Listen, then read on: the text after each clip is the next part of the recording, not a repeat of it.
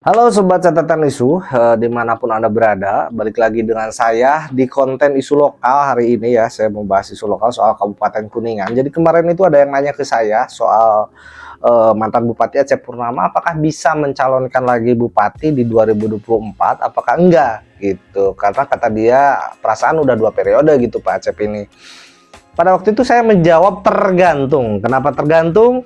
Mari kita bahas. Dan sebelum saya lanjut, kita samakan persepsi dulu bahwa periodisasi Acep Ridho ini sudah clear 1 periode, dan saya akan bahas sebelum periode Acep Ridho. Jadi Pak Acep ini dilantik sebagai wakil bupati di periodisasi 2013-2018. Yang di perjalanan periodisasinya, bupati yang pada waktu itu meninggal dunia. Siapa bupati yang meninggal dunia pada waktu itu? Yaitu ibunda dari Ridho Suganda, yaitu almarhumah Ibu Hajah Uce Suganda, meninggal pada tanggal 7 April 2016, dan secara otomatis wakil bupati kita Aceh Purnama menjadi PLT Bupati di tanggal 7 April 2016 itu. Proses selanjutnya Pak Acep ini menunggu proses pemilihan wakil bupati penerus atau yang akan mendampingi dirinya sampai 4 Desember 2016.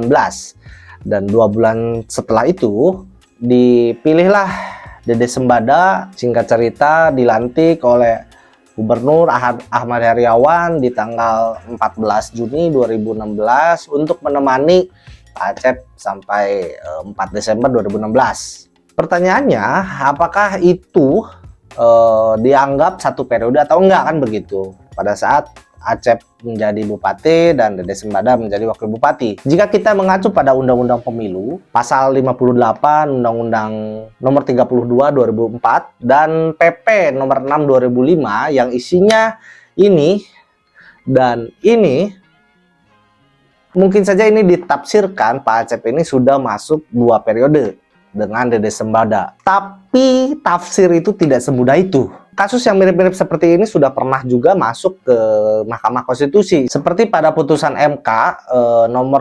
22/PUU strip 7 Romawi 7 /2009. Amarnya adalah seperti ini.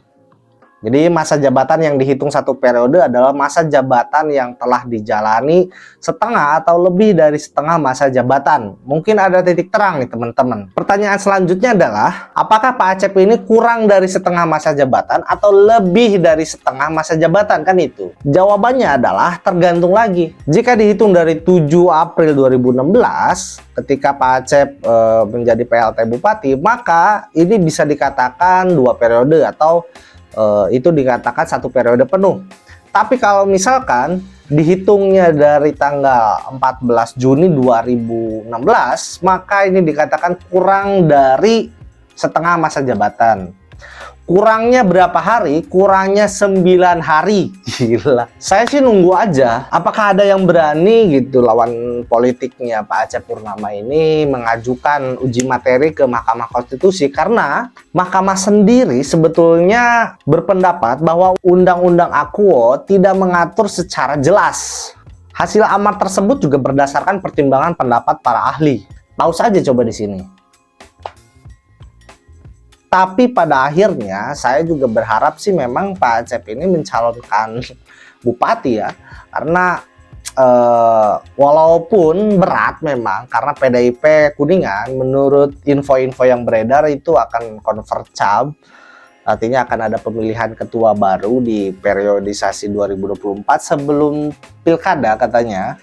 Dan kader-kader terbaik PDIP Kuningan banyak banget. Ada Rana Suparman, ada Nujul, ada Ridho juga jadi potensi jadi ketua DPC PDIP. Karena ini agak khawatir juga nih, kondisi Pak Acep ini agak sedikit rawan. Kenapa? Karena berhadapan dengan pileg, berhadapan dengan pilpres besok ini Februari. Karena menurut survei sih, data-data terbaru, Kuningan ini kan merupakan basis dari Amin sebetulnya. Banyak penggemar-penggemar Amin di Kabupaten Kuningan. Terus juga ini bisa menjadi penghambat naiknya kursi PDIP. Jadi dikhawatirkan kalau misalkan hasilnya jeblok, ada kemungkinan mungkin Pak Acep akan diganti ketua DPC PDIP-nya oleh siapa nggak tahu saya juga. Tapi ya itulah analisa remeh-temeh dari saya. Jadi kemungkinan kalau misalkan nggak ada uji materi, kemungkinan Pak Acep ini akan bisa mencalonkan lagi bupati.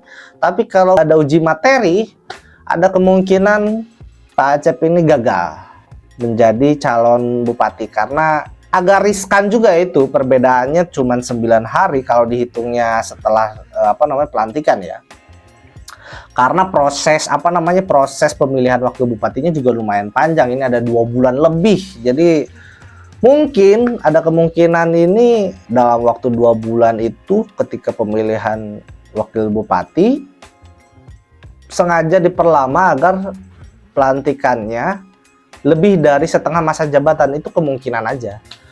Tapi walau bagaimanapun saya respect karena Pak Acep ini popularitasnya nggak ada yang nyaingin.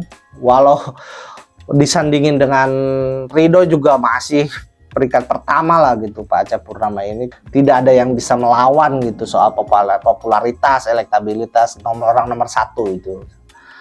Sakti lah kalau misalkan ada yang bisa mengejar elektabilitas dan popularitas Pak Acep Purnama. Begitulah analisa kecil-kecilan dari saya. Bye. Assalamualaikum warahmatullahi wabarakatuh.